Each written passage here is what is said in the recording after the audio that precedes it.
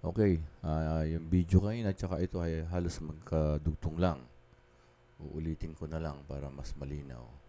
So, alamin muna natin yung present candle from the monthly time frame. Yan. So, lagyan natin ng horizontal line yung high ng month of May. And then, horizontal line yung low ng month of May again. Horizontal line kung saan siya nag-open yung month of May. And then, horizontal line kung nasaan siya ngayon. Yan. Hindi pa siya closing ng monthly pero yun lang yung gawin natin ngayon. Yun lang yung naisipan kong gawin para maipakita. And then, baba tayo sa weekly. Weekly, yan. So, 1, 2, 3, 4. Lagyan natin ito ng vertical line, yung pang-apat. Ayan. Baba ulit tayo ng daily. Yan. So, para alam ko ngayon kung nasaan yung, ayun siya. Pero hahanapin ko yung May 1 talaga, ayun. May 1. Ayun sa baba, May 1. Yung date, May 1. Sa inyo? Bakit? I-adjust ko dun yung vertical line ko as my reference para ayos kong mabuti yung lines. Kahapon medyo hindi maganda yung trade ko simply because cellphone yung gamit ko. Sa cellphone kasi pag nakita nyo to, makikita nyo na hindi siya ganun kalinis pag mag-chart ka sa cellphone. Merong mga information na hindi ganun magiging tawag dito kalinaw. So, most likely, makakapag-decision ka ng hindi tama. At yun ang nangyari sa akin kasi we were on the gathering ng mga batch namin sa PMMA. But it's okay kasi yun nga yung sabi ko, when you lose, you know why you lose. When you win, you should know also why you win. Ayan. Hindi yung pag natalo, aalis sa chart. Pag nanalo, nag-enjoy ka lang, so hindi mo i-check kung bakit ka nanalo. That will not help you to improve sa inyong pagtitrade. Okay. Going back. Ayan, ngayon, makikita nyo, very clear. Ang monthly. So, kung dito nag-start yung May 1, dito siya nag-open. Again, dito yung high, dito yung low. At the moment, andito siya. Diba? Nakita nyo naman yung candles ng month. Ayan, very small body. Yan, very small body. Yan, kitang-kita natin. And may wick. Ano na-form yon? So, yun yung pinapakita ko. O, yan. Yan.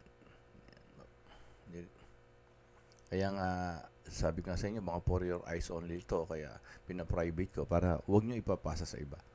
So, ayan na siya. Open, bumaba, tumaas, ayun yung high, bumaba uli, na-break yung kung saan siya nag-open, then ito yung low, tumaas uli, na-break na naman yung kung saan siya nag-open, from support, from resistance, naging support, yan, diba? Dito, ayun, ulitin ko, resistance, binbreak, high, binalikan yung support na naging ito kasi resistance ngayon na naging support. Binbreak na naman, naging support ito, naging resistance. Yan. Tapos naging low. Binalikan yung resistance, binbreak, naging support ito. Ayan. Binalikan uli yung support. Ayan, yun nakita natin for yesterday, binbreak niya to. Pero binbreak na binbreak ng seller, pero dumating yung buyer. Itinaas yung price dito. Yan. Yun yung nangyari kahapon. Pero ang tanong, saan siya pupunta? Ayan. So, yun, bumaba na siya, di ba? Ito na siya, tapos bumalik. Ano yung nangyari, di ba? Bumaba siya. Ano yung pwedeng mangyari? Di ba? Hindi siya makalusot dito. Hindi siya makalusot dito nung isang araw, pero nilusutan niya. But the problem is, nilusutan ng seller.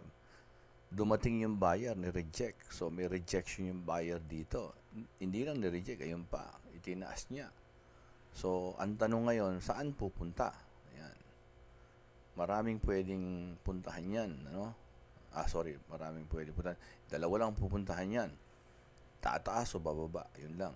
Pero ano yung pinaka-probable, sabi niya, pinaka-possible. Yan. Dagdagan natin ng tools para medyo kan. So, minimize natin to. Kung nare-remember nyo, kuha tayo ng trend line. Ito yung high, lower high, lower high. So, siya. So, high, lower high, lower high. Diba, bumaba na isang araw. Yan, no? Ano yan? Monday, Tuesday, Wednesday, Thursday, Friday. Monday, Tuesday, Wednesday, Thursday, Friday. Ayan, Thursday, yun yung bumaba, tapos tumaas kagabi. Diretso, hanggang na-close dito kagabi. So, but still, nasaan siya? Nasa resistance siya of this trend line. So, anong pwede mangyari? Pwede yung bubutas dito, pwedeng mauntog uli dito. So, anong hahantayin natin dito? Yun yung candlestick pattern. Kaya, sa ngayon, ang mangyayari sa atin is, alam niyo na siguro, maghihintay. Pero dagdagan natin uli ng tools, another trend line. From here, yan. Yan. Yan siya. Kung nung isang araw may binabanggit kami sa inyo na may binabanggit ako sa inyo na yan, head and shoulder, yan.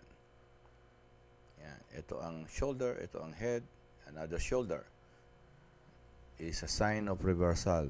Yan, nag-reverse nga siya. Pero hindi naman ibig sabihin dumiretso, basta magre-reverse siya. Kaya lang hanggang dito lang, simply because of this. Yan. Yan. So, lagi ka ngayon titingin ng kaliwa. Ayan. Kaliwa. Hindi ngunit bababa. Ibig sabihin, bababa na ng dire-diretso. May mga time talaga na bababa siya, pero hindi sinabing dire-diretsong bababa yan. Kaya kailangan maging maingat kayo at mapagbantay kayo. So, tingnan nyo, ha? Diba? Ano nangyayari? Nagkakaroon siya ng ayan na. Saka ito, ang tawag dyan, triangle. Kung binabanggit namin yung kwan dati, ayun, no? Head and shoulder. Yan. So, yan. Actually, paulit-ulit lang yan, eh. Ayun, no? Tapos biglang binagsak, bumalik na naman. Ayan. Ayun, no? Another head and shoulder, pero baligtad. Tumaas. Pansinin niyo pa ulit-ulit. Kaya, practicing nyo yung chart. Yan, lalo na magsasabado-linggo. Ganun ang pinagawa sa amin ni Coach. Talagang practice ako. Sa una lang naman yun. Pag sanay na kayo, hindi na. Sanay na kayo eh. Isang tingin nyo lang, makikita nyo na. Pero, hindi lagi natama tayo. Kaya nga kailangan, stop loss. Yan. Dagdagan ko yung para makita niya. Yan. Yun. Diba? Nag-break dito. Tapos, dagdagan natin. Ayan. Diba? Nag-break na naman dito. I-maximize natin. Ayan. Lagyan natin. Medyo hindi pa to clear, pero ayan. Ayan.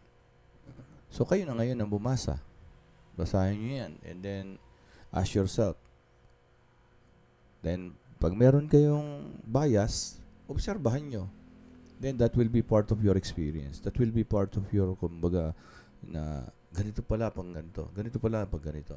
Yan. And then, always check the candlestick na nabubuo sa bawat area. Yung candlestick kasi, nagkakaroon siya ng saysay kung nasaan siya. Kung nasa, tulad ito, ano to? Resistance. Ito ngayon, binrake, naging support. Ito, nung nandito yung price, ito, resistance. Nung nabutas, naging support. Tingnan nyo yung mga candlestick na yon. Yun. Obserbahan nyo yun. Ayan, no? Yung mga nasa area of resistance. Obserbahan nyo yan. Okay, yun lang muna.